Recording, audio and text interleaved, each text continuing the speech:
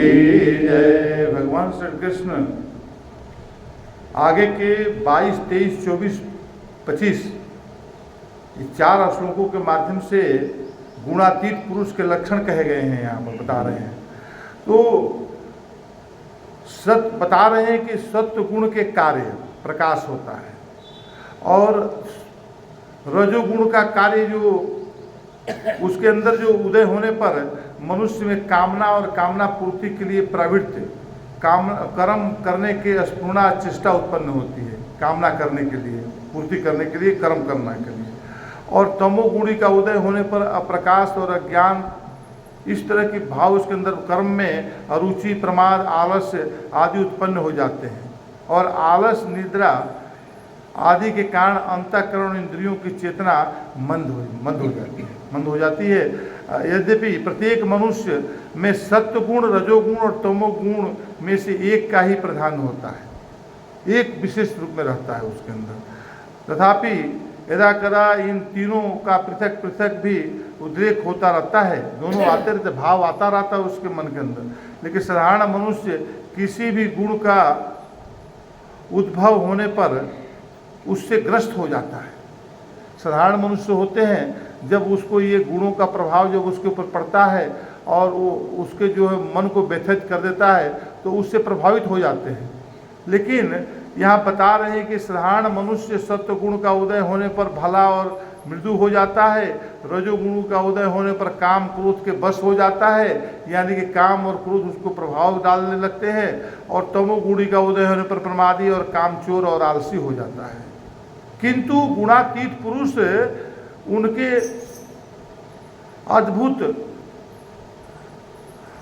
उद्भूत होने पर उनसे द्वेष नहीं करता और विचलित नहीं होता, वो सम अवस्था में रहता है। में मतलब जो है उनसे ऊपर भी हो गया, लेकिन ये आते हैं तो उनमें उसका कोई जो है लगाव नहीं रहता, उनसे क्योंकि ऊपर उठ गया, असंग हो गए हैं। तो ये स्थिति उन्हें प्राप्त होती है, ना उनको दुखी करता है, ना सुख दुखी करता है, क्योंकि उसके दुख सुख का कारण जो उसके अनात्म नश्वरता है, इसका उसे बोध हो जाता है, इसलिए प्रभावित नहीं करता। अगर मान लीजिए कि कोई जो है चीज़ है, कोई कहे कि भाई ये जो चीज़ उसको डर लगता था पहले उस चीज़ को देखकर, लेकिन जैसे ज्ञान हो गया तो उस चीज़ को देखकर उसको डर नहीं लगता है।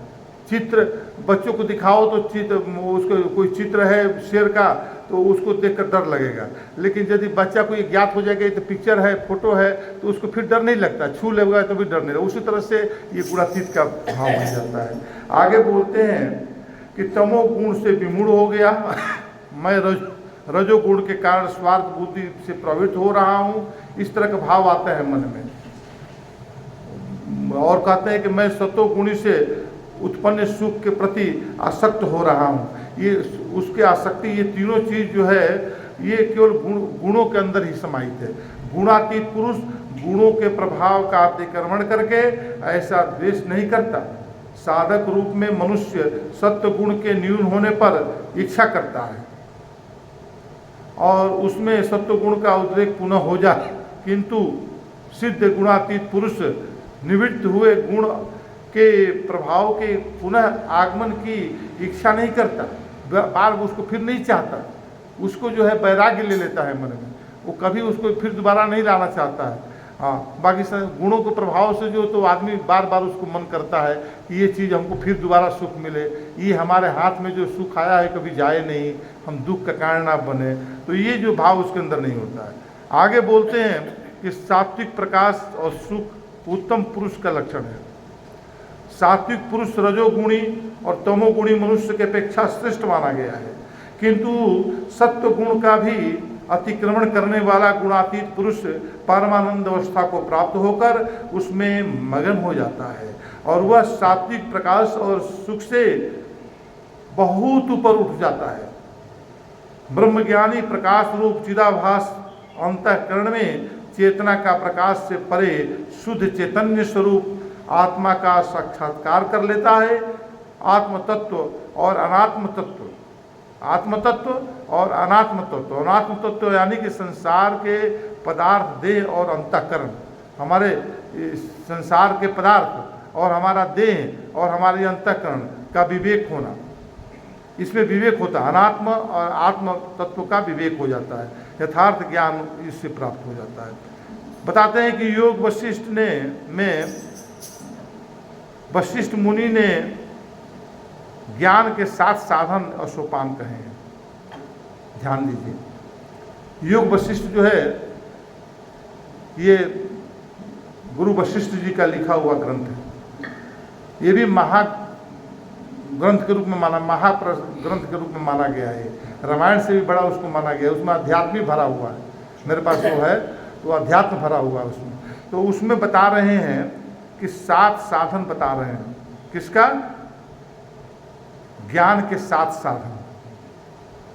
पहले बता रहे हैं शुभेच्छा, शुभ इच्छा होना चाहिए उसके मन में, कभी उसके अंदर कोई गलत इच्छा ना पैदा हो, शुभ इच्छा पैदा हो। मैं बद्ध जीव हूँ तथा मैं मुक्त हो जाऊं, यह इच्छा शुभ है, इसी को शुभ इच्छा बोलते हैं।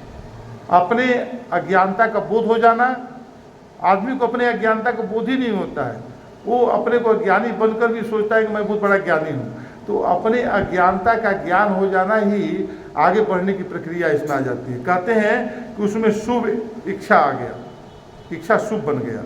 और विचारणा माने चिंतन मनन विचार करना, ये भाव साधन के रूप में ज्ञान के लिए है कि इसको चिंतन करो, मनन करो, विचार करो। हम जैसे कि गाय जो है खाना खाकर फिर पगड़ी करती है, तो उसी तरह से हम भी जो है मंथन करें। गीता को जो हम यहाँ सुन कर जाते हैं, तो गीता को अंदर जाकर कभी शांति में बैठ कर पढ़ें। गीता हमारा जो है एक सबके लिए ग्रंथ है, उसमें ज्ञान ही ज्ञान भरा हुआ, तो उसको पढ़ना चाहिए मन में, तो उसको विचार भी करना चाहिए। ये हम लोग विचार कर रहे हैं, क्या सत्य है, क्या असत्य है, क्या भाव बनता है इसका। और आगे बोलते हैं कि तनु मनसा बोलते हैं मन की वृत्तियों को, तनु यानी छीड़ करना, कम कर दो, छीड़ करो। मन की वृत्तियाँ ही हमें जो है आगे कामनाओं को पैदा करती है, तो मन की वृत्तियों को हमको छीड़ करना है। जब आवे संतोष धन सब धन धूर्य समान, तो संतोष धन वाला बात का मतलब है कि हमें संतोष मन में हो। आगे बोलते हैं कि सत्वापति बोलते हैं कि तत्व ज्ञान का सुलभ होना। तत्व ज्ञान, यही तत्व ज्ञान, ब्रह्म ज्ञान, गुणातीत का ज्ञान, ये क्या है? ये सब इसके अधिकारी हैं।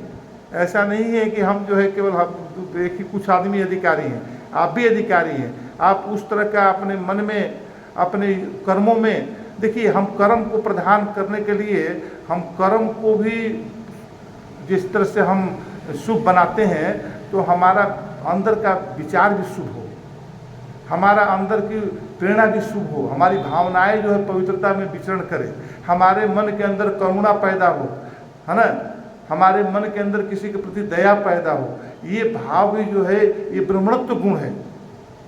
ये जिसके अंदर ब्राह्मण के अंदर भी होने नहीं होता है तो ब्राह्मण नहीं कहा जाएगा। ब्राह्मण के अंदर ये होना नितांत आवश्यक है। तो यही बात बोला गया है कि कोई भी ब्राह्मण है, सब जिसके अंदर ब्राह्मणत्व गुण आ गया ब्राह्मण है। तो यहाँ पर जो है ये बात बता रहे हैं कि सत्वापति तत्व ज्ञान का सुलभ होना। और आगे बोलते हैं कि असंशक्ति विषयों में अनासक्ति, विषयों में अनासक्त भाव उसके ज्ञान से पैदा हो, साधन है।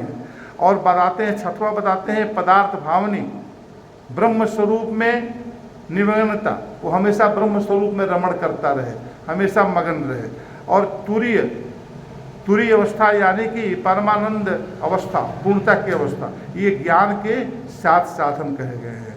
पहला शुभेच्छा, दूसरा विचारणा, तीसरा तनु मनसा, चौथा सत्वापति, पांचवा असंशक्ति, छठवां पदार्थ भावनी और सातवां तुरी।